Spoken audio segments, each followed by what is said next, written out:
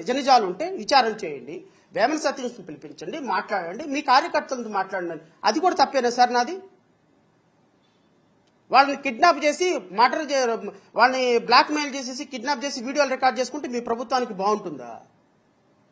ఒక ఆడ కూతురు వచ్చి అన్న నేను చచ్చిపోతాను, నా పిల్లలందరూ చచ్చిపోతాం, రోడ్డు మీద ఉన్నామంటే ఆ వాళ్ళని తీసుకొచ్చి నేను మీడియా ముందు పెట్టామా సమస్య ఏంటో చెప్పండి అమ్మనంటే నేను తప్పుడా?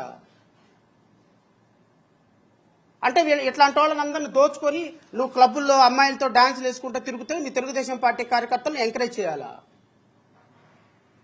మనం what kind of society that we're living?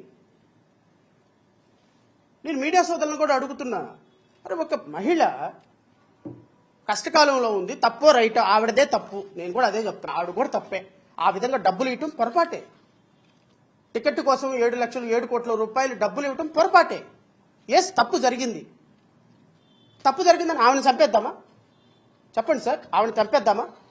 అరే డబ్బు తీసుకున్నవాడు తానా అధ్యక్షుడు, ఏ ఊరికి వెళ్తే ఆ ఊర్లో గెస్ట్ హౌస్లు ఉంటాయి, ఏ ఊరికి వెళ్తే ఆ ఊర్లో రోజుకి 10 లక్షలు 20 లక్షల రూపాయలు ఖర్చులు పెట్టి ఐపీఎస్ ఆఫీసర్ని, ఐఏఎస్ ఆఫీసర్ని, ఎమ్మెల్యేలని మన అందరిని పిలిచి మందు పార్టీలు అన్ని రేవ్ పార్టీలు పెట్టేటువంటి సంస్కృతి ఉన్నటువంటి ఒక వ్యక్తి డబ్బు తీసుకుంటే, అరే ఆ డబ్బు ఇప్పించమని మీడియాలో కూర్చొని అడిగితే కూడా వాడు ఎదవా వీడు ఎదవా